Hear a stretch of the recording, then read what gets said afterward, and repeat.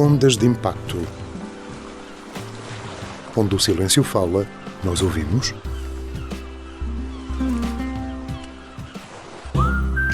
Juntos vivemos felizes para sempre com inclusão e igualdade. Intermarché Valdepedras. Viver bem ao melhor preço.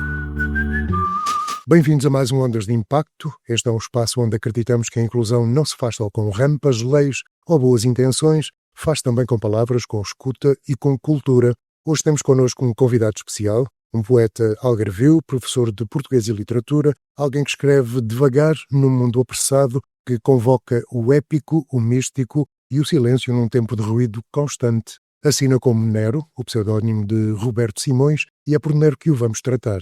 Nasceu no Algarve, estudou em Lisboa, publicou Oceano, o Reino das Águas, Telúria e, mais recentemente, Akbar, lunário poético de uma alma ainda árabe. Mas mais que livros, traz-nos hoje uma forma de olhar o mundo. Nero, bem-vindo ao Ondas de Impacto. Obrigado por teres aceitado este convite. Olá, muito boa tarde. O gosto é todo meu. Agradeço muito o convite. Ora bem, vamos começar pelo princípio ou pela raiz. Cresceste no Algarve, entre árvores, silêncios e livros. Que lugar teve ou tem ainda o território na tua escrita? Sim, eu acho que tem uma importância preponderante, até porque os meus hábitos de escrita começaram em adolescente, estudava em Silves, vivia no campo, e depois quando fui para a faculdade em Lisboa, a minha consciência da escrita impossibilitou-me de escrever durante vários anos. Ou seja, vou concretizar. A consciência do texto, propriamente dita, da importância da palavra e de que nenhuma palavra deveria estar ao acaso num texto, levou-me a um estado de hipercorreção que me impossibilitou de escrever durante muito tempo, durante vários anos. Não conseguia ficar feliz, minimamente satisfeito com nada daquilo que produzia. Presumo por saudades do Algarve. Eu não sei se eram saudades, Fernando, mas uma coisa é certa. Quando, muitos anos depois, regresso ao Algarve e compro casa no campo, curiosamente, tenho escritório com uma janela virada para sul, tal como tinha na casa dos meus pais, mais ou menos com a mesma inclinação solar, no campo também, o ímpeto da escrita voltou. Então eram mesmo saudades do Algarve, caramba. Talvez, inconscientemente, talvez. Talvez. Usas um pseudónimo, Nero. O que é que esse nome protege, revela ou liberta em ti enquanto poeta? Ora bem, essa é uma questão que me vai perseguir necessariamente, ou não tivesse tido talvez a ousadia ou a loucura de escolher um nome desses para de alguma forma me definir ou apresentar às pessoas. Deixa-me dizer, quando nos lembramos de Nero, não nos lembramos de coisas engraçadas, não é? Necessariamente. Mas eu acredito que os nomes não acarretam culpas, não trazem culpas. Claro.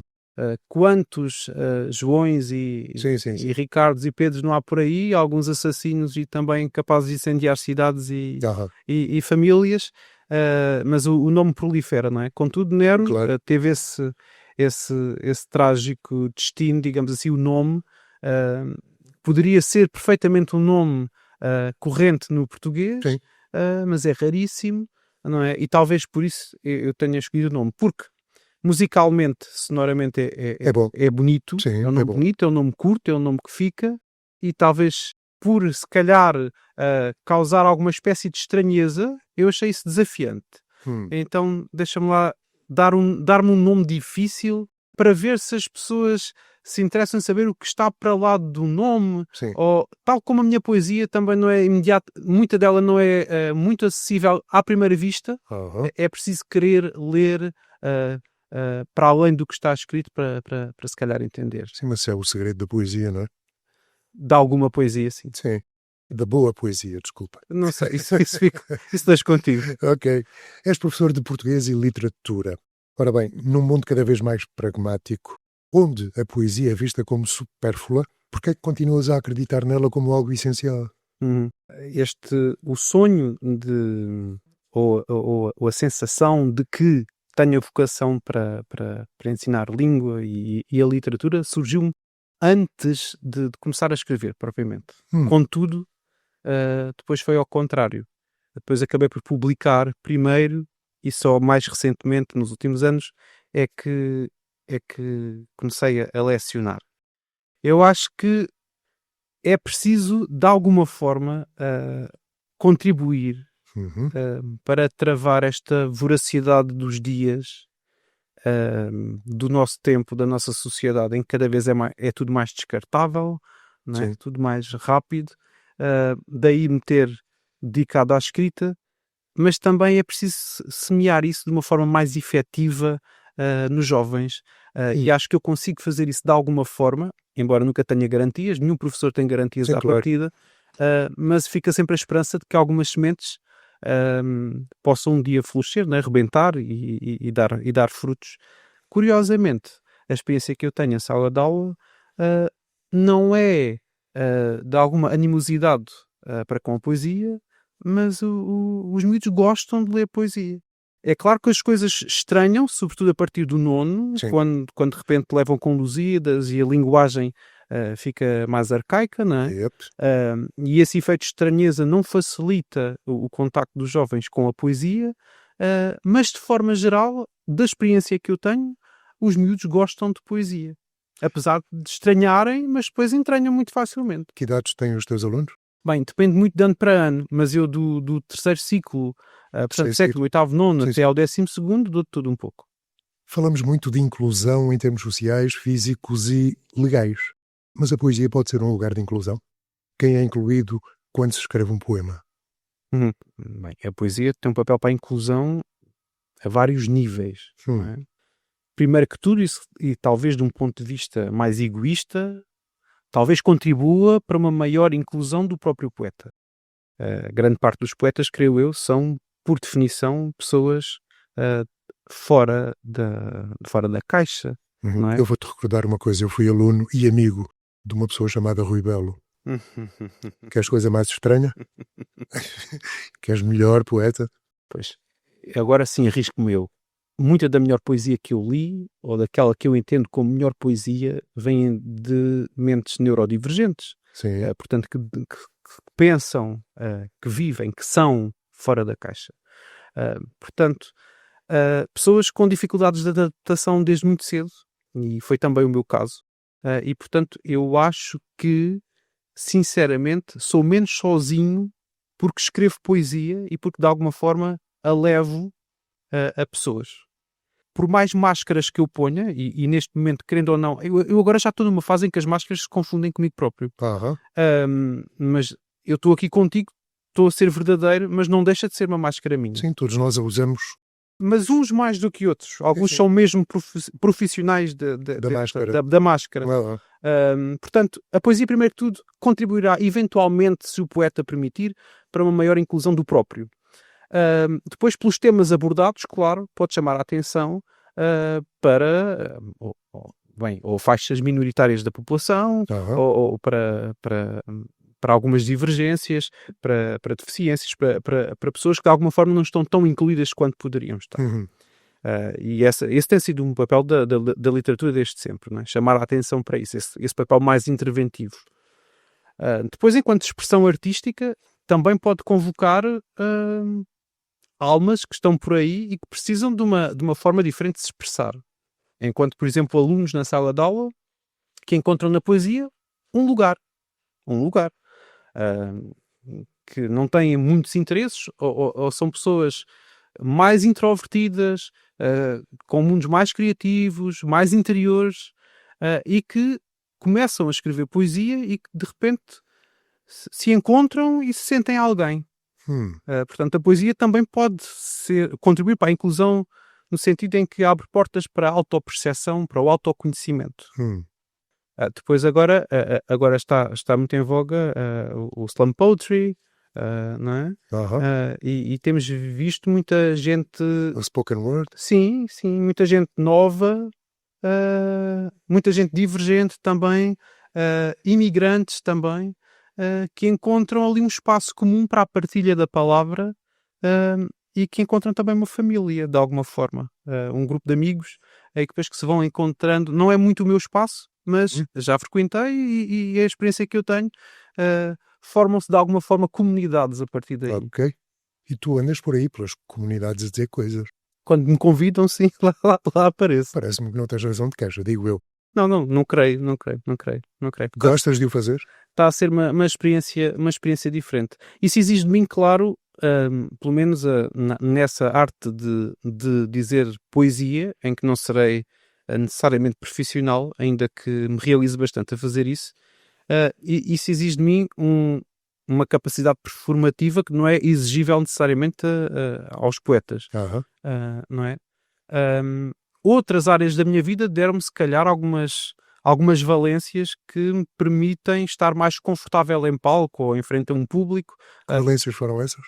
Eu, durante o tempo que estive em Lisboa, abri uma empresa de espetáculos, de eventos, e portanto esse contacto com as pessoas, tanto a nível logístico como a nível de recursos humanos, mesmo a nível do público, permitiu-me ter uma capacidade de estar em público.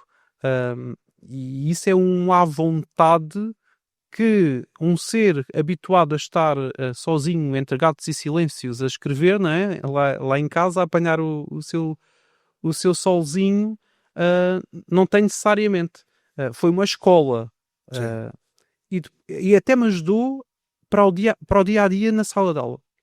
Porque ser professor exige muita performance, de alguma forma. Sim. Ainda para mais nos dias de hoje, em que é muito difícil captar a atenção dos miúdos, essa sensibilidade ao que é preciso fazer naquele momento para chamar a atenção deste e daquele é muito importante. Ainda no outro dia um aluno meu dizia-me: professor, a sua aula é a única aula em que eu consigo prestar atenção, em que eu presto atenção. E essas coisas, claro, enchem-me de algum contentamento. Explicou-te porquê? Não me explicou porquê. Bastou dizer. Depois seguiu. Okay. Mas eu fico contente porque eu penso que tem a ver com isso. Com essa sensibilidade para o que é necessário. Eu não consigo, em sala de aula, fazer as proibições necessárias para os abstrair de telemóveis ou disto ou daquilo. Não é? Estou a falar, neste caso, de alunos do secundário. É preciso não ser tão impositivo quanto isso para proibir. Pelo menos naquele espaço, até porque eles entram no contexto da minha sala de aula, depois têm as outras aulas, nas outras aulas não é proibido, depois eu proibir seria sempre uma coisa diferente. Sim. Então, temos várias coisas a competir ao mesmo tempo. É um jogo de futebol lá fora que vem pela janela, é o telemóvel, é a conversa com os outros, já se sabe o que é, não é?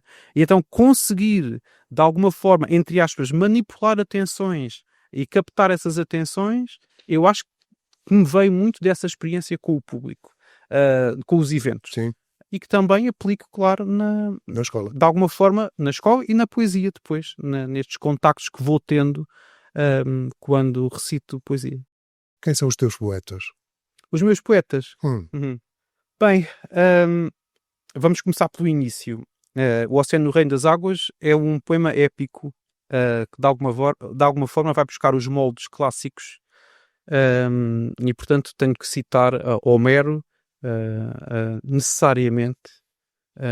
Foste muito lá atrás, caramba. Ovídio, sim, gostei.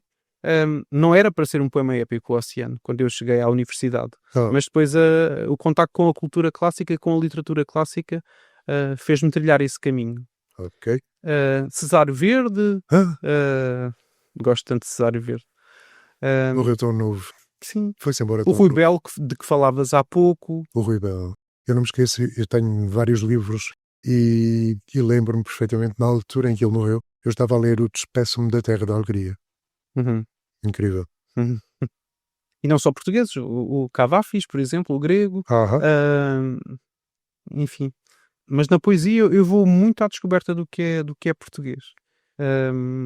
Porque há um lado estético na minha poesia que é muito difícil de conseguir aproximar-me tão bem, claro, noutras línguas. No ponto, refiro-me à musicalidade, ao trabalho da palavra, e esse trabalho da musicalidade é um trabalho que eu faço na minha poesia.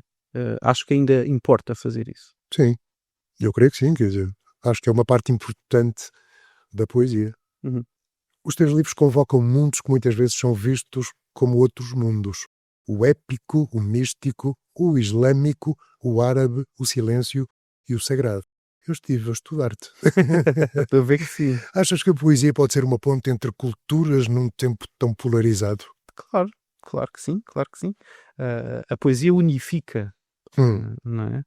Ainda há um mês atrás, estava em Marrocos num festival literário,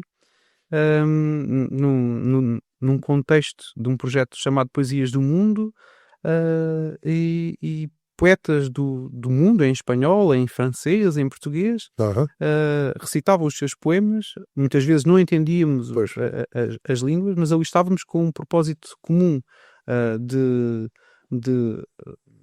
estimar a poesia, de cultivar a poesia, de levar a poesia aos outros, de senti-la. Sem dúvida. A poesia unifica, aproxima, sem dúvida.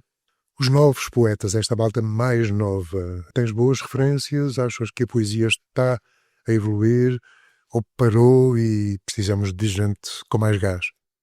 Não, a poesia não parou. Eu não digo parar, mas há gente nova, certamente, na poesia. Trarão coisas novas? Sim, há muita gente nova.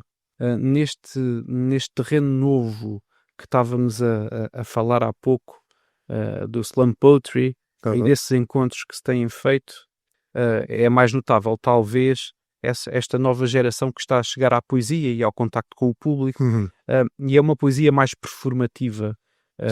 Não sei até que ponto é que há um conhecimento aprofundado da literatura propriamente, da estética propriamente, das capacidades de trabalhar um texto. Isso variará muito de poeta para poeta, de jovem para jovem, mas é como tudo. De forma geral, vejo isso como muito positivo. Portanto, as pessoas estão-se a aproximar, estas novas gerações estão-se a aproximar da palavra.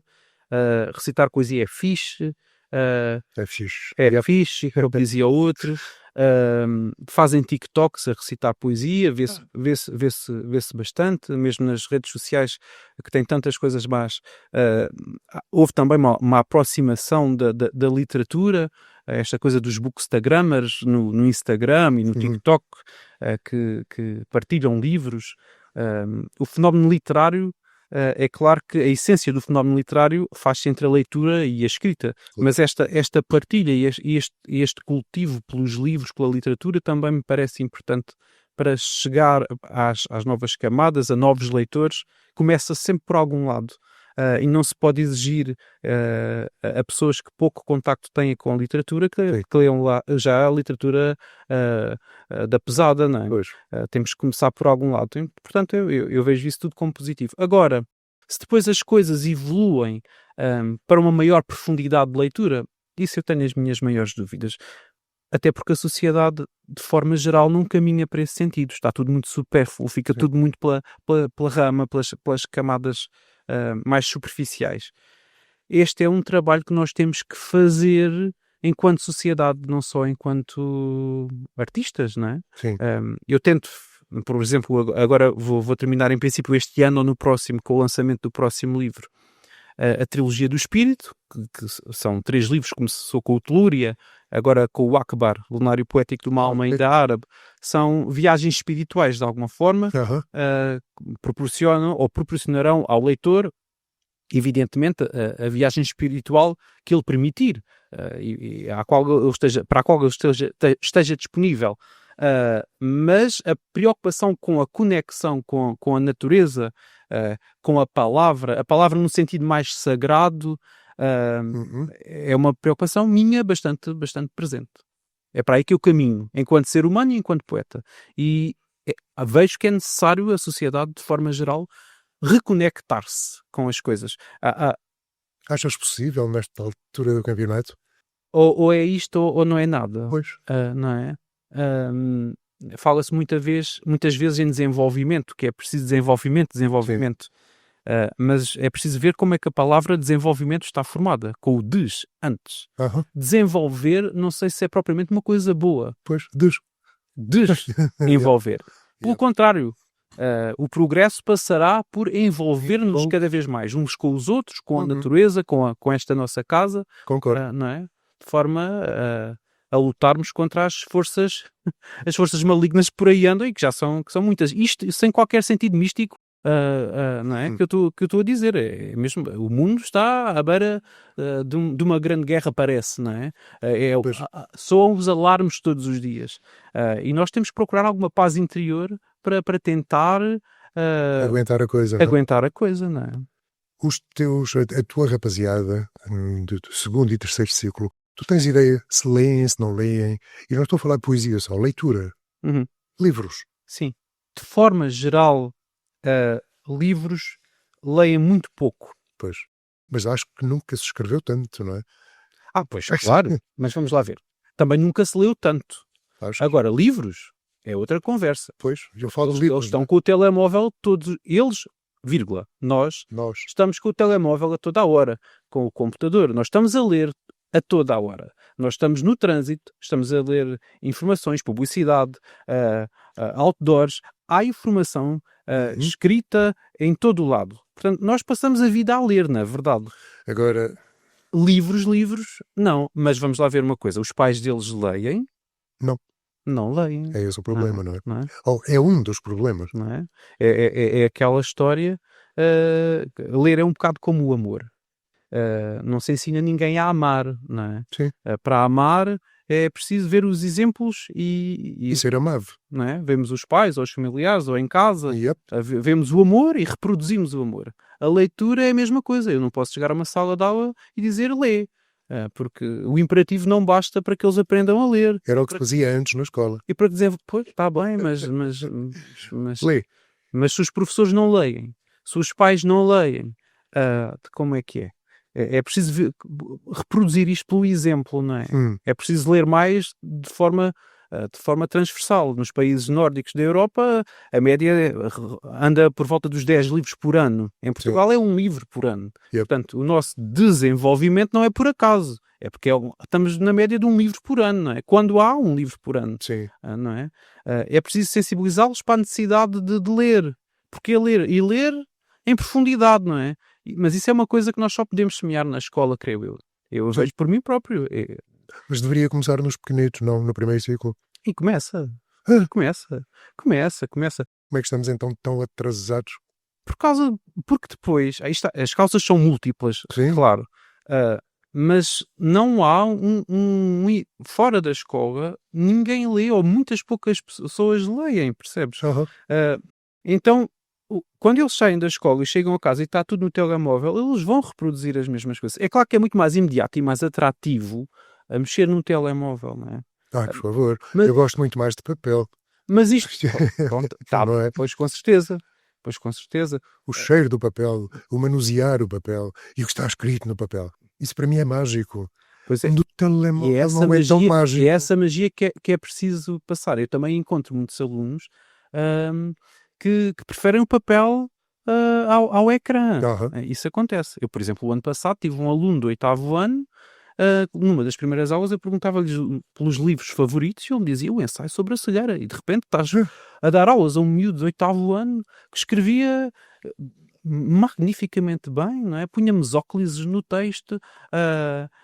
O livro favorito era do José Saramago no 8º ano, quer dizer, mas pronto, isto é não é fácil, outro, não é? Essa não é fácil. Mas curiosamente nessa turma o gosto dele contagiou muitos. Ora? Que também queriam ler ao nível dele. Portanto, isto é sempre o exemplo. O exemplo. Olha que giro. Saramago no 8º ano. Sim. Upa. Sim. Eles dão no 8º ano a Ilha Desconhecida, mas é um continho. Agora o ensaio sobre a cegueira, imagina. Um bocado mais complicado, caramba. É em muitos, claro. Mas os casos bons existem. Vão ser sempre poucos os casos bons, não é? Claro. Bem, eu não dou aulas assim há muito tempo, mas eu desconfio pelo aquilo que estudei, pelo aquilo que vivi, pelo aquilo que sinto, que a maior parte dos professores falham sempre, ou quase sempre, não é? Quase sempre. Não é? Sim. Dar aulas é falhar. Nós não nos podemos, enquanto professores, deixar frustrar porque falhamos, porque senão o que seria? Acabavam os professores. Quer dizer. Temos que ter a esperança que vão lá ficar algumas coisas, algumas sementes que depois vão dar frutos. Consegues que fiquem lá coisas que tu dizes? Sentes isso? Eu não sei. Eu só vou ver daqui a uns anos. Quando um ou outro vier ter comigo, ou eu ler sobre eles nos jornais, ou por aí, ouvir falar nisso, não é? Se nós não acreditarmos nisso, o que é que nós andamos cá a fazer? Pois, também é verdade, não é? Olha, Nero, quando eu estive a estudar o Nero e encontrei o Akbar, já te expliquei porque é que eu achei piada o Akbar. O Akbar fala de diálogo, silêncio, perdão e tolerância, certo? No mundo que grita, que cancela e que simplifica, o silêncio pode ser um ato político? É preciso saber como usá-lo, não é? Sim. Porque o silêncio pode ser as duas coisas. Há silêncios incrivelmente ruidosos. Ato político é sempre, mas pode ser um ato político no sentido de ser permissivo, de permitir, não é? E às vezes, pelo contrário, quando há muito ruído, às vezes poucas palavras ou nenhumas, talvez digam mais do que muitas palavras, não é? Às vezes no meio de muito ruído, de muita gritaria, de muita ofensa, de muita exaltação, se calhar, diria eu, um candidato mais sensato, mais sereno, com a palavra certa no sítio certo e que se preocupa em não ofender, e indo de encontro aqui indo ao encontro aqui do nosso tema, se pelo contrário incluir, talvez tenha um papel mais decisivo para o futuro que queremos, não é? Acho que queremos todo um futuro mais luminoso, mais positivo, mais agregador, que nos una. Eu acho que, claro, o silêncio pode ter um grande papel. O silêncio, vamos lá ver, eu não sei que noção é que as pessoas têm de silêncio, mas o silêncio absoluto é o nada, não é? Sim. Mas o silêncio tem sempre qualquer coisa de som, não é? O silêncio pode ser muito ruidoso. Mas pode ter passarinhos, Sim. Pode ter água a correr, não é? E há silêncios que dizem tanta coisa. Que seja um silêncio com paz interior. Olha, falámos há pouco do spoken word. Achas que pode ser um bom instrumento para levar a poesia mais longe? Com ritmos e tal, será mais fácil aceitar poesia e aprendê-la e lê-la e decorá-la e cantá-la? Como eu te disse, eu frequento esporadicamente alguns eventos. Nunca fiz eu próprio, nunca participei num evento desses, não tenho nada contra, pelo contrário. Aliás, eu tenho poucas ideias sobre o que a poesia deve ser. Sim. Eu interessa muito mais aquilo que a poesia pode ser. Às vezes leio coisas do género, os poetas não deviam declamar, os poetas deviam se limitar a escrever, ou a poesia deve ser isto, a poesia deve ser aquilo, a poesia deve se comprometer com o mundo, a poesia deve, isso interessa muito pouco. A poesia pode ser tudo, não é? Pode ser um pouco de tudo.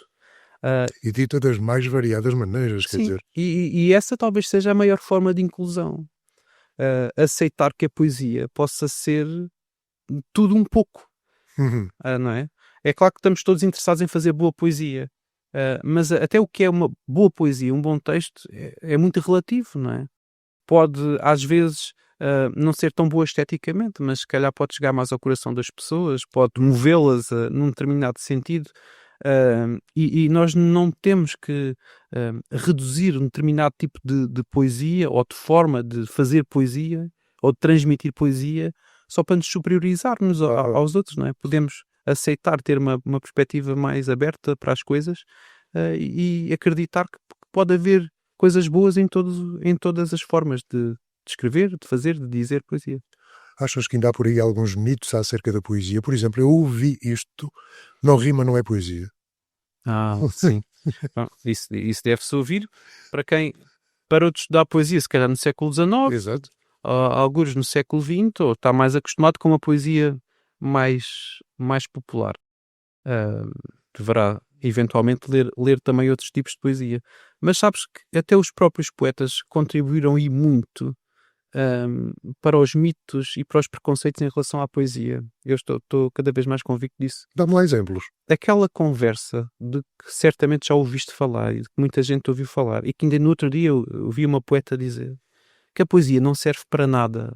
É uma coisa que me encanita de uma forma que eu não te consigo explicar. Dá vontade de bater, desculpa. É claro que eu compreendo se nós quisermos dizer ou transmitir que o inútil também é necessário. Sim. Não fazer. Eu próprio, para escrever, preciso estar quieto. Preciso, calhar, estar no sofá, de ver televisão, estar com os gatos, não estar com o pensamento em coisas do meu trabalho, de não fazer nada para poder pensar, para ter estabilidade emocional, liberdade emocional, paz interior, para conseguir escrever. Eu percebo nesse sentido em que o inútil é importante. Mas afirmar uma coisa dessas, que a poesia não serve para nada, é claro que desvaloriza a própria poesia. É grave. E isto pegou desde o final dos anos 80, isto pegou. E mesmo no meio literário, se ouve dizer poetas à boca cheia que a poesia não serve para nada. Bolas! Se quando os próprios poetas partilham esta ideia, veiculam esta ideia de que a poesia não serve para nada, estão a contribuir para dar um tiro no pé, ou então, pior, um tiro no coração da própria poesia, não é? É claro que serve para unir, que serve para sensibilizar, que serve para aproximar as pessoas da palavra como alguma coisa sagrada, que nos conecta às nossas raízes, à nossa dimensão interior, a uma dimensão espiritual, a tudo e mais alguma coisa. Quer dizer, não há nada mais urgente do que fazer poesia, ler poesia eventualmente, até porque, como eu te dizia, acredito muito sinceramente que esta velocidade, esta voracidade, como eu te dizia no início, desta nossa vida, abranda, a poesia consegue abrandar o tempo. Ler um texto que não se esgota numa primeira camada de interpretação é uma forma de abrandar o tempo. Porque o texto não se esgota numa primeira leitura. Sim. Numa segunda leitura, ainda nos está a dizer coisas novas. Numa terceira leitura, ainda. Sim. E à medida que avançamos no tempo, se calhar daqui a 10 anos ou 20 anos, com outra experiência, voltamos ao mesmo texto e o texto continua a dialogar connosco. Damos mais tempo ao tempo através de textos que não se esgotam, ao contrário, se calhar, de vídeos curtos que se passam com um dedo no ecrã, não é? Pois. Olha, vamos parar um bocadinho com a poesia porque temos aqui uns bolinhos e um cafezinho e deixa-me dizer-te o que é isto, de onde é que vem e porquê. Pode ser bem poético. Um bolinho com um chazinho ou com café. Ora bem. Fazemos então uma pausa neste Ondas de Impacto para te falar de um lugar onde o café não é só café e o trabalho não é só trabalho. E estou a falar de um projeto chamado One Bean, um projeto que acredita nas pessoas antes dos rótulos. Um espaço onde a empregabilidade de pessoas com deficiência ganha forma, voz e rotina. Aqui trabalha-se com o tempo, com o respeito e com a certeza que cada pessoa tem talento para oferecer, só precisa de ter uma oportunidade, não é? Aqui está então este delicioso cafezinho, que é fantástico, garanto, e estes bolinhos preparados no One Bean e feitos por gente bonita. A Sandra, o Ricardo, o Nuno, o Anderson, tudo isto sob o olhar atento da Milene e da super-mãe Maria do Céu. Hoje já está fechado, mas um dia destes vais ter que lá ir. Deixo-te o convite, passa um dia pelo One Bean, leva os teus amigos, senta-te, escuta e conversa. Há histórias a fermentar, mãos a aprender e impacto a acontecer devagar, como as coisas boas. Chama-se One Bean, toma nota. E fica já ali atrás. É já aqui. Já aqui, na Apexa. Na Apexa, exatamente. É um dos projetos da Apexa que prevê exatamente a empregabilidade de pessoas com deficiência. E, portanto, aberto ao público? Aberto ao público, das 9 às 3 da tarde. E à espera que haja gente que experimente tudo isto, porque vale a pena. Já agora desafiamos também quem nos ouve a passar por cá. Costumo desafiar em todos os Ondas de Impacto. Estou sempre a desafiar a gente para passar ali porque vale a pena. Vale a pena. Para já e depois vais ver isto, quer dizer, isto sabe muito bem. Eles sabem fazer, sabem trabalhar e tudo isto tem a ver com algumas leis que existem e que prevêem a empregabilidade de pessoas com deficiência, mas parece-me que as empresas ainda estão um bocadinho a navegar. E precisávamos que olhar sempre a isto com mais força. Há um longo caminho para fazer. Há um longo caminho para fazer. Não há muitas coisas destas, creio que há um no Porto, não sei se há mais, mas há este no Algarve. Chama-se One Bean e faz parte da Apexa. Fica o desafio, um dia destes a gente encontra-se e vamos ali tomar uma. Combinadíssimo. Ok? Ora, Nero, no Ondas de Impacto costumamos falar muito de deficiência, da diferença, da exclusão e, claro, da inclusão. A poesia tem espaço para corpos que não encaixam, vozes que não são normais, porque vivem à margem? Como eu te dizia, eu acho que a poesia é um lugar privilegiado para pessoas diferentes. E conheço-os pessoalmente, tanto com deficiências, se calhar físicas, ou com algumas doenças incapacitantes, ou ainda mais, como eu te falava, com neurodivergências. Os poetas são muitas vezes pessoas à margem, que se põem à margem porque não conseguem pertencer ao todo, porque não são do todo, são diferentes. Ou são cérebros que não têm doenças, muitas vezes têm uma forma diferente de ser. O cérebro funciona de maneira diferente. Sim. E no mundo feito para neurotípicos, muitas vezes estas pessoas encontram-se em artes e a poesia é um lugar onde esses encontros acontecem. Precisávamos que houvesse mais poesia. Eu lembro-me na altura em que a RTP passava aquele rapaz chamado Viegas. Quantos tempos? De alguma forma aproximava as pessoas da poesia, não é? Hoje creio que não há nada disso, pelo menos não vejo. Sim, mas as pessoas também não estão próximas da televisão hoje em dia, pelo menos na televisão, com os moldes tradicionais que nós a conhecemos. Se o Viegas cá tivesse nesta altura, passava no telemóvel. Não, passava no streaming, provavelmente. Pois. Né? Em termos de televisão, a televisão agora das novas gerações conta mais com o streaming, portanto, com as plataformas de streaming, portanto, não faria muito sentido. Querias que até a televisão está a levar porradita? Sim. Onde é que as pessoas estão? Querendo ou não, estão nas redes sociais. Estão no telemóvel. E enquanto isto não passa de moda, porque isto é tudo cíclico. Achas que algum dia passará? Claro, não há nada mais certo. Na minha opinião, sim. Isto é tudo cíclico. A vida, a história, basta estudar a história, estudar o comportamento das sociedades, as coisas são todas cíclicas, nada dura para sempre. Quantas coisas do teu tempo de juventude é que se mantêm hoje?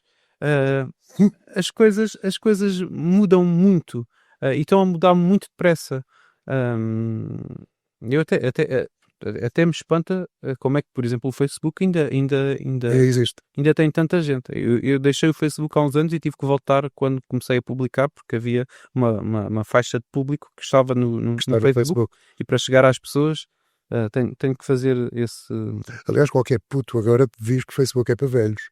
Sim. Qualquer pessoa te diz isso. Qualquer pessoa nova. Sim, mas sabes que mesmo a utilização das redes sociais, dizem os estudos mais recentes, decresceu cerca de 10% nas novas gerações. Portanto, já está a decair. As pessoas estão-se a cansar das redes sociais. Há por aí uns países até fazerem alguma contenção até determinada idade, creio que 16 anos. Mas atenção que este decréscimo não tem que ver com isso, com medidas propriamente. As pessoas estão-se a saturar, estão-se a desinteressar e estão-se, portanto, a interessar por outras coisas. E acredito que esse seja um caminho que vai acontecer. O que é que tu achas que pode substituir toda esta euforia das redes sociais? Muito provavelmente alguma coisa pior. Eu não estou a dizer que isto caminha para melhor. Okay. Eu só estou a tentar transmitir porque isto é tudo cíclico. Isto dura uma fase e depois vem outra coisa que substitui outra coisa. Não sei se será alguma coisa melhor. Vamos ver para onde é que isto caminha. Olha, enquanto professor, como é que lidas com os alunos que não cabem no molde tradicional da escola? A literatura pode ser uma forma de lhes devolver a dignidade? Bem, eu tenho essa experiência, curiosamente, não tanto pela literatura, mas mais com as minhas direções de turma. Há muitos miúdos diferentes em todas as salas de aula. Tens muitas nacionalidades? Também dou aulas este ano de PLGNM, portanto, português, língua não materna, para estrangeiros. Para estrangeiros. Portanto, e nesse aspecto, é uma inclusão que se faz a toda a força e necessariamente. Alguns chegam cá sem qualquer contacto com a língua. Sim. E é urgentíssimo dar-lhes algumas ferramentas para que comecem a socialização, não é? E para que a experiência de um novo país não seja uma coisa ainda mais traumática do que eventualmente possa já ser. Exato. E tenho de imensas nacionalidades na mesma sala de aula. Essa é outra questão. Sim, essa é uma questão. Essa é uma questão. Neste momento, quem dá aulas de PLGNM, e desculpa se estou a levar a conversa para este caminho, mas acho que é importante. É importante, sim. Quem dá aulas de PLGNM são professores à partida habilitados para dar português.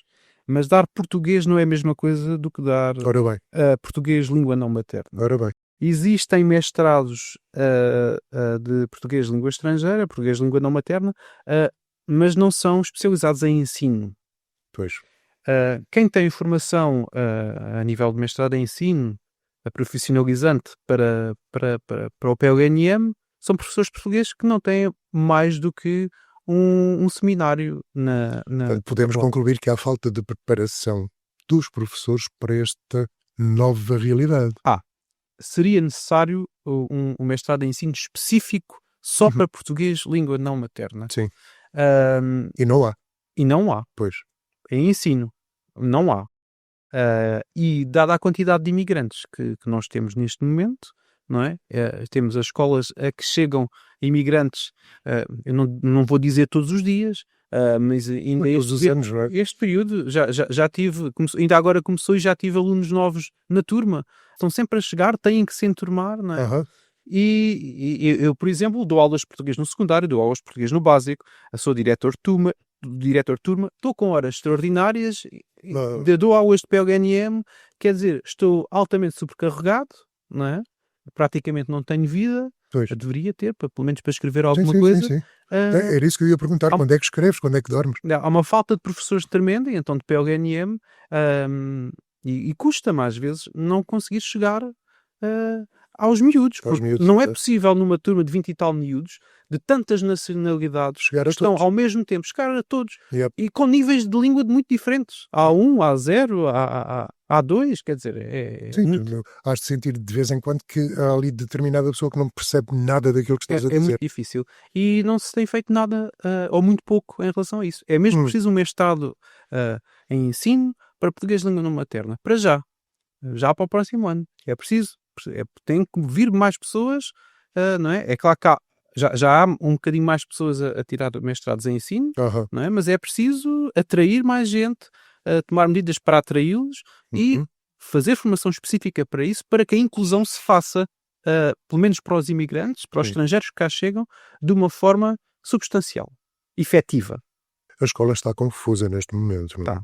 Desde os miúdos do primeiro ciclo até lá acima. É um caos. Um pouco confuso. É caos, não é? Está um caos. O que é que era preciso fazer? Onde é que paramos? O que é que precisamos de fazer mais? Não, é preciso fazer. Eu acho que em grande parte das vezes... Gosto dessa, é preciso fazer. É preciso fazer. E primeiro querer fazer, não é? Pois. Porque blá, blá, blá, blá, blá, blá, todos falamos. Só que fazer efetivamente para que hajam medidas efetivas de ano para ano, não está muito pouco. No domínio do PLNM, sim, é o parente pobre do português, não é? E aquelas crianças já estão na situação em que estão, não têm culpa, não é? E merecem oportunidades, merecem estar integradas tão depressa quanto possível, não é? Até para depois podermos beneficiar de alguma forma dos seus talentos, não é? E isso não acontece porque não conseguimos chegar até elas. Incrível. É incrível, é muito urgente. Portanto, a escola deveria ser revista e recomeçar. Sim, a escola não faz isso, não consegue, não tem sequer ferramentas neste momento. Está tão sobrecarregada que não consegue por ela própria, é preciso vir de cima, porque eu não sei como é que a escola e as pessoas que estão na escola conseguem fazer tanto com tão pouco neste momento. Pois. Olha, achas que a sociedade aceita mais facilmente a diferença quando ela é embelezada pela arte, mas continua a rejeitá-la no cotidiano? Sim, claro. Então vamos lá ver. Tem que ser franco, não é? Claro. O que é belo atrai sempre mais. E o que está na moda atrai sempre mais. Daí a importância de dar visibilidade à diferença. É claro que as pessoas, quando reconhecem determinada deficiência ou determinada divergência, diferença na literatura, numa telenovela, num filme, depois quando se confrontam com situações na sua vida semelhantes, com pessoas com essas particularidades, são mais sensíveis a esse tipo de diferenças. Portanto, é a representação que encontram na arte muitas vezes, ou naquilo que veem, naquilo que consomem, que depois lhes permite ter, eventualmente, uma atitude diferente quando confrontados com a diferença. Agora, quando essas diferenças não são, não têm lugar, não é? Não têm representação, é sempre tudo muito mais difícil. Ok. Não é?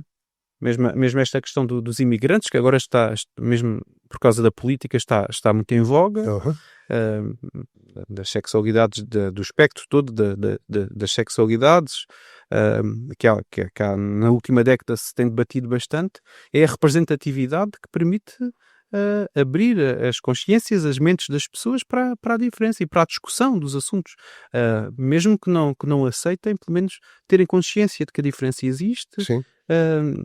E a diferença é uma relação. Não deixa de ser. Necessariamente. Ok. Olha, falamos do futuro. Num tempo em que a inteligência artificial, de consumo rápido e textos descartáveis, qual é o lugar da poesia daqui a 20 ou 30 anos? Provavelmente não é lugar de nenhum. Esse é Isso é assustador. Esse é um dos meus maiores conflitos internos. Porque o ChatGPT faz poemas assim, né? Num estalar de dedos. E a alma? Mas às vezes... Consegue? Às vezes há lá qualquer coisa. Consegue ter alma. Há lá qualquer coisa. Eu próprio leio às vezes coisas que ele escreve e eu digo, olha, é uma boa ideia, olha, é uma boa imagem. E o ChatGPT de hoje não é o mesmo da amanhã, não é o mesmo claro de hoje. Claro que não. Está cada vez mais a evoluir. Eu estou a falar do ChatGPT, mas é só um exemplo, Sim. não é? Mas quando estamos a falar de poesia, estamos a falar de traduções, estamos a falar de tudo um pouco. Para que é que servem os poetas, ou para que é que servirão os poetas daqui a 10, daqui a 20 anos, se as máquinas vão ser capazes, ou já são capazes de os substituir. De fazer poesia? Não é? Não vão substituí-los, atenção. Eu não acredito que os substituam. Eu tenho muitas dúvidas sobre isso. Eu prevejo que mais cedo do que tarde vão coexistir os textos mesmo em contextos literários, feitos por máquinas e feitos por homens, sem saber a distinção ou sem saber a origem, e aí vai-se questionar novamente qual é o valor da literatura, qual é o valor da arte, e às tantas, o valor do homem, porque o que é que importa mais na arte, não é? O que é a boa arte? É a arte que vale mais ou é a origem da arte? Interessa se foi feito por uma máquina ou se foi feito por um homem, ou a qualidade do texto em si. Como é que nós vamos abordar a teoria da literatura e o valor da literatura nos próximos anos, quando a origem do texto mudar e não ser exclusiva do ser humano, mas ser também feita pelas máquinas? Está por aí. Já em concursos literários, muitas obras venceram prémios, ou então descobriu-se a tempo e foram eliminadas dos concursos, feitas por inteligência artificial. Sim. Controle é que se faz disto tudo? É possível fazer um controle disto tudo? Não. E às tantas, o que é que interessa mais? Essa arte é feita pelo homem? Ou se é feita pela máquina? Ou é a arte em si? Isto até é uma discussão bastante interessante. Sim. E o homem é assim tão importante? Isto custa ouvir. Custa. Mas isto vai ser uma discussão bastante acesa mais cedo do que tarde. Temos que regressar ao admirável mundo novo um dia destes, não é? Olha, acreditas que a poesia pode ser uma forma de resistência à desumanização? Isto na continuação da pergunta anterior. Sim, claro. Falando dos meus livros, este último a acabar, o Lário Poético de uma Alma Ainda Árabe, eu regressei ao passado, à história, à expansão islâmica pela Península Ibérica, para tentar compreender um pouco mais o passado, as diferenças. Eu achei isso um assunto mais urgente ainda, porque a nossa paisagem demográfica está como está, a paisagem humana mudou. A Silves de hoje, onde eu dou aulas, é se calhar mais próxima da Silves da Idade Média do que se calhar a Silves de quando eu lá estudava. Sempre por causa da imigração, das pessoas que vemos na rua. Há um convívio com o outro, com os muçulmanos, por exemplo, muito mais claro e evidente do que havia há 15, 20 anos atrás. Portanto, importa pensar o lugar do outro, não como um choque, mas como a possibilidade do convívio, da compreensão, da aceitação até determinado ponto, não é? Melhor ainda, o conhecimento do outro, não ver o outro só com os nossos olhos, tentar ver com os olhos do outro. Não sei se me faço entender. Temos culturas diferentes, formas de comer diferente, de vestir diferente, de pensar diferente, religiões diferentes, e de repente o nosso espaço é o mesmo, mas temos que conviver com estas diferenças todas. E cair na xenofobia e nas conversas de tasca e de café, nos populismos que tendem para...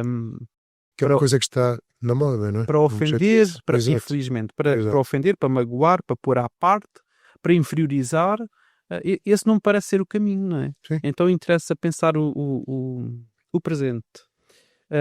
Achas que esse caminho pode arrepiar, pode voltar atrás, pode voltar a ser uma coisa mais inclusiva? Sim, é cíclico. Vai, claro. Vai acontecer? Claro. Crees que vai acontecer? Sim. Deixa acontecer aí a desgraça, a tragédia.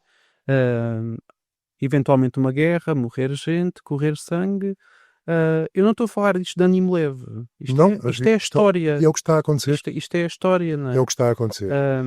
É preciso uma grande catástrofe para depois pensarmos que a paz afinal é o melhor caminho e recomeçarmos só até nos esquecermos novamente. Sim.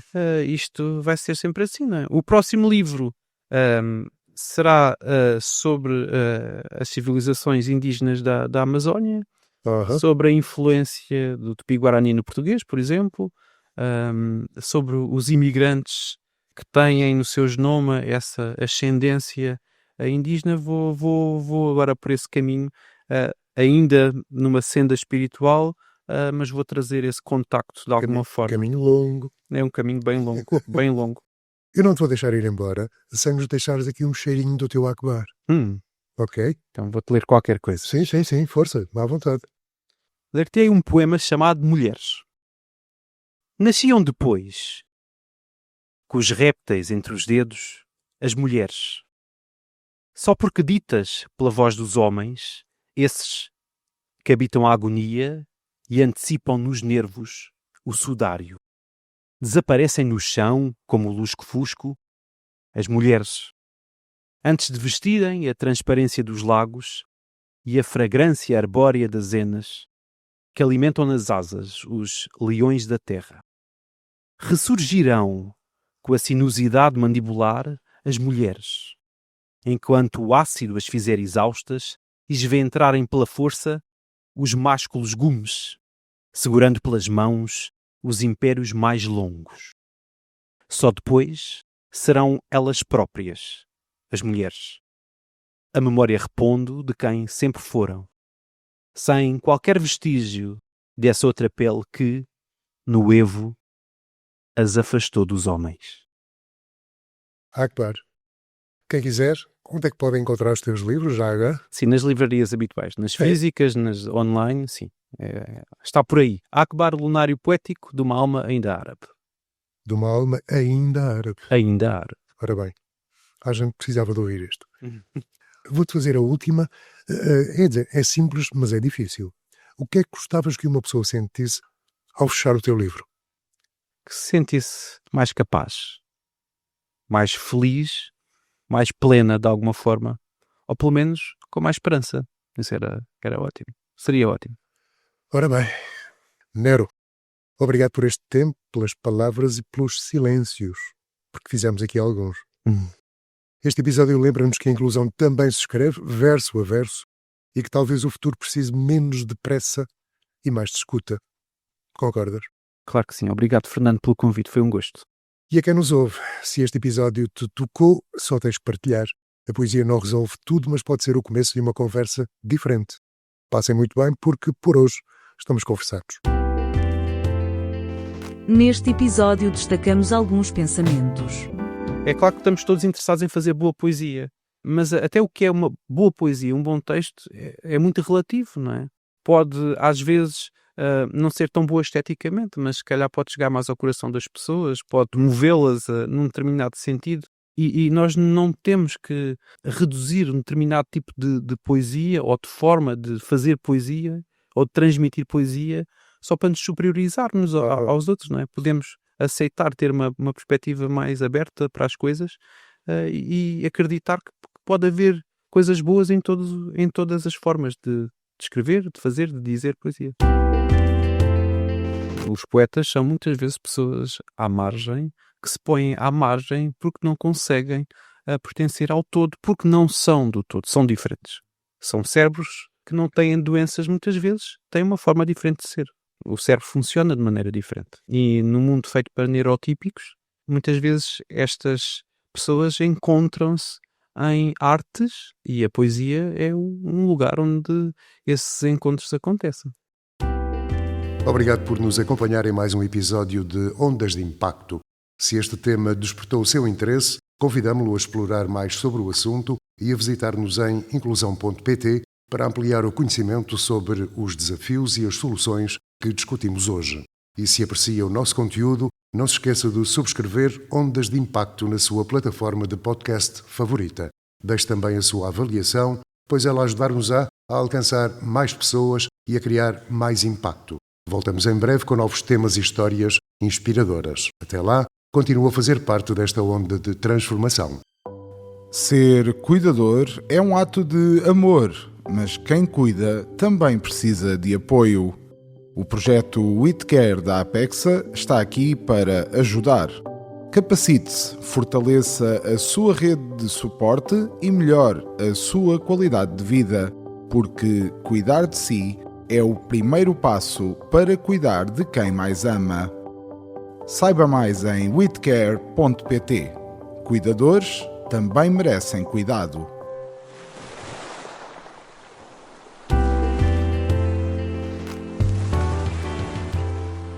Ondas de Impacto. Onde o silêncio fala, nós ouvimos.